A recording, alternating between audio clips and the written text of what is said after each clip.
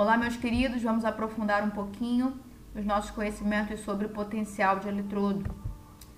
Então, lembrando, eletrodo é um nome que se dá a um sistema no qual estejam presentes as formas oxidada e reduzida de uma determinada espécie com possibilidades de interconversão entre elas. Por exemplo, um pedaço de cobre numa solução contendo cobre 2.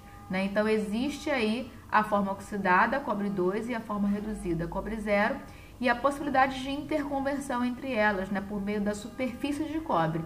É na superfície do cobre que os elétrons são deixados, e aí átomos de cobre vão a cobre mais 2, e é na superfície de cobre que os elétrons são capturados, e aí os íons de cobre 2 passam a cobre 0. Então, formas oxidada e reduzida com possibilidade de interconversão entre elas. Isso constitui um eletrodo. Segundo exemplo, um fio de platina imerso numa solução contendo ferro 3 e ferro 2. Então, formas oxidada e reduzida e uma superfície através da qual os elétrons podem ser trocados. O ferro 2 pode deixar elétrons ali, passar a ferro 3, e o ferro 3 pode capturar elétrons ali, passando a ferro 2. Da mesma forma, no terceiro exemplo, um fio de prata imerso numa solução contendo KCl. A prata em contato com a solução vai a prata mais, como o meio contém cloreto, essa prata mais vai a cloreto de prata sobre a superfície da prata. Então, na verdade, nós temos ali um fio de prata internamente, recoberto com HCl, então, forma oxidada, HCl, forma reduzida, prata, e possibilidade de interconversão entre elas, através da própria superfície do fio de prata, tá? Então, formas oxidada e reduzida com possibilidade de interconversão entre elas. Significado físico do potencial de um eletrodo. Então, no vídeo anterior, e também no vídeo da simulação, eu mostrei para vocês o significado físico do potencial de um eletrodo. Vamos relembrar, grandeza relacionada à quantidade de carga negativa acumulada na superfície de um condutor. Quanto menor o valor numérico desse potencial, mais carga negativa acumulada e menor a tendência de o condutor receber elétrons. Então, isso é uma propriedade intrínseca do eletrodo. Conforme o eletrodo é formado, assim que o equilíbrio é estabelecido, assim que o eletrodo entra em equilíbrio, uma quantidade de carga na superfície fica depositada, fica acumulada. E é isso aí que corresponde ao potencial do eletrodo. No cotidiano dos químicos, que não fere em nada o significado físico do potencial de eletrodo, a gente pensa nesse potencial como uma grandeza relacionada à capacidade de receber elétrons e ocorrer uma reação de redução. Quanto menor o valor numérico desse potencial, menor a tendência de receber elétrons. Então, vai na mesma direção do significado físico de potencial. Exemplos: potencial padrão de redução do cobre 2 a cobre numa superfície de cobre, mais 0,34. Potencial padrão de redução do ferro 3 a ferro 2 numa superfície de platina, mais 0,771 volts. Potencial padrão de redução do HCl numa superfície de prata, HCl a prata, na superfície de prata, no meio contendo cloreto, mais 0,222 volts.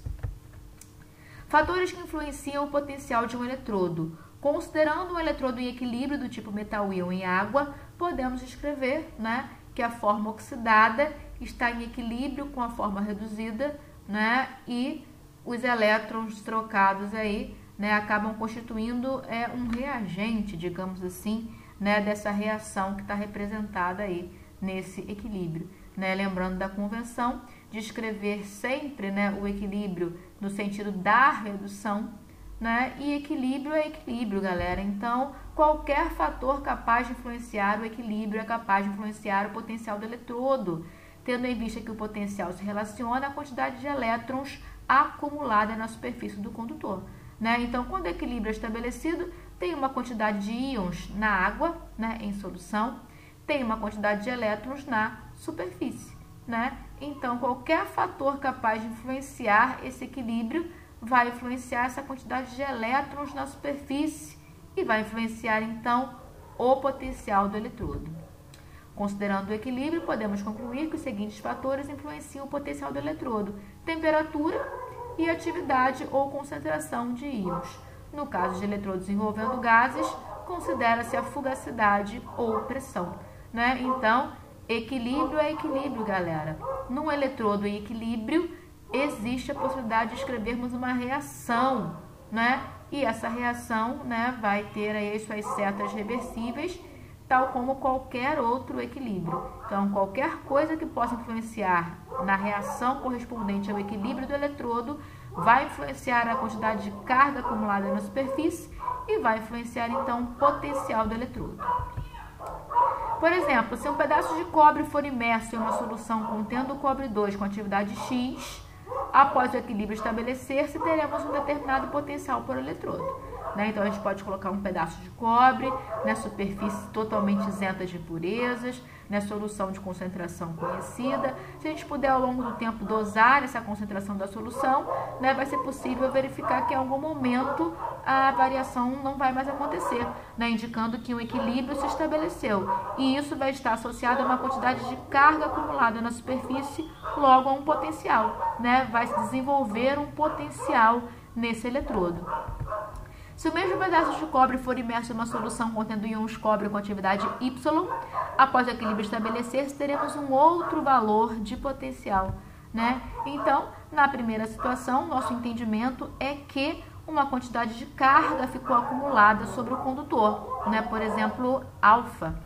E, no segundo caso, nosso entendimento é que, como um outro equilíbrio estabeleceu-se, uma outra quantidade de carga ficou acumulada e aí um outro potencial foi desenvolvido, podendo ser denominado aí como beta. O fato é que os potenciais serão diferentes. Considerando agora duas situações onde a concentração de espécies em solução inicialmente é a mesma, porém as temperaturas são diferentes, Então, dois equilíbrios diferentes serão estabelecidos, com atividade inicial igual a X e temperatura fixada em X. Um equilíbrio será estabelecido, uma quantidade de carga ficará acumulada, por exemplo, aí M. Na segunda situação, atividade inicial X, tal como em cima, porém uma outra temperatura foi mantida para o eletrodo. E aí, então, um outro equilíbrio estabeleceu-se, uma outra quantidade de carga ficou acumulada, um outro potencial se desenvolveu, por exemplo, N, e aí os potenciais serão diferentes. E aí agora a gente pode pensar na equação de Nernst, Olha que foto maneira do Nernst, Tirei daqui da Britânica. E aí na foto, no texto dizia que ele que construiu esse piano, Danadinho esse Nernst, Músico, matemático, físico, químico. Parabéns, Nernst, esteja em bom lugar. Enfim, a equação de Nernst, vocês já sabem, o formato dela. E sabem que ela permite estimar o valor do potencial de um eletrodo em quaisquer condições de equilíbrio, através da correção do valor de potencial padrão. Notem que o potencial padrão entra, ele é corrigido por um termo e aí outro valor é obtido. Esse outro valor obtido, é o valor do potencial em outra condição que não a condição padrão. Lembrando que essa tal condição padrão aí, pressupõe uma determinada temperatura, uma determinada concentração, Então, de maneira simplificada, a temperatura é 25 graus Celsius, concentração igual a 1, para as espécies 1 molar, ou então atividade igual a 1 para as espécies em solução. Para as espécies em fase gasosa, fugacidade igual a 1. Enfim, condição padrão corrigida para uma outra condição. Esse é o significado da equação de Nernst. Essa é a aplicabilidade da equação de Nernst.